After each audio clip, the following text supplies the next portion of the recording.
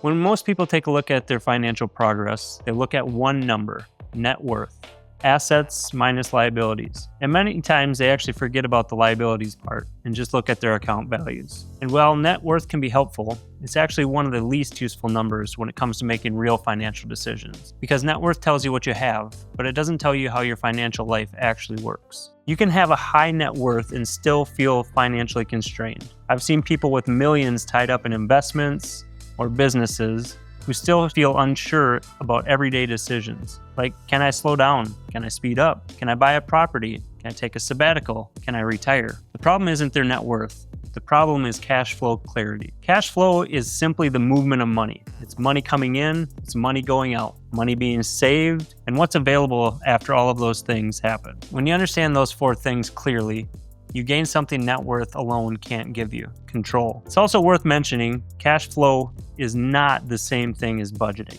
They are two very different things. I'm a big believer that financial planning is no more than one big nonlinear equation. Cash comes in, cash goes out, and it's my job to make sure that you have enough cash flow now and in the future. Almost every decision you make is a cash flow decision, not a net worth decision. For example, can you afford a second home? Can you afford to reduce your workload? Can you hire more help in your business? Can you retire? Sure, each of these decisions require assets, but they also depend largely on sustainable income and spending, not just the value of your accounts. A simple framework I created when working with clients is called the 10-20-30-40 framework. 10 stands for give 10%. For many of my clients, being generous with their capital is a core value they hold, and we love to support them in that journey. Capital can be money, but it also can be time and energy and attention.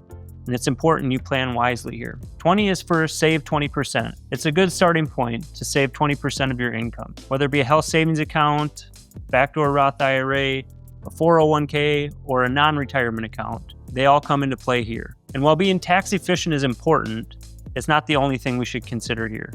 Building with flexibility is very important to us. 30 represents your debt load and keeping it below 30% of your total income. Are there times when your debt may creep above 30% for a short period of time?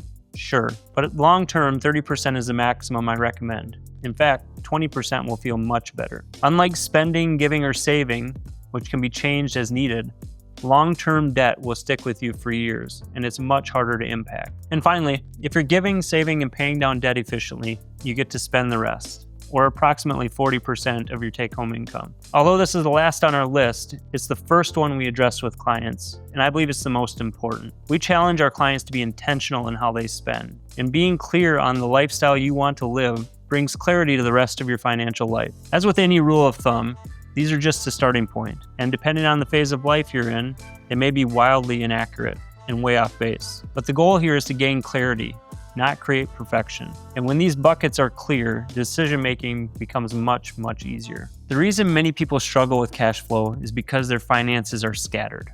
They have multiple accounts, irregular income, investments are disconnected from their spending. Without a clear system, even successful people end up guessing. When cash flow is organized well, a few important things happen. First, you'll see the flexibility you actually have, or maybe the lack thereof. You'll be able to see which levers can be pulled and how those decisions affect your future. And that clarity removes a huge amount of stress. This becomes even more important for business owners because business income, taxes, payroll, saving strategies, and spending are all connected. You've likely heard of being house poor, but you can also feel business poor or even retirement account poor. If cash flow isn't coordinated, it's very easy to feel wealthy on paper, but still uncertain about decisions. If you want to improve your financial clarity, start by asking a few simple questions. How much money consistently comes in each year? How much is required to maintain our current lifestyle? And how much flexibility exists after those two things are accounted for? Those answers will usually tell you far more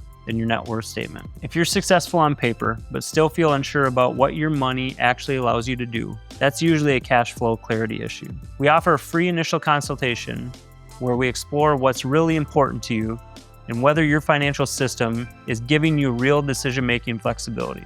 You can schedule that conversation using the link below. Thanks for watching.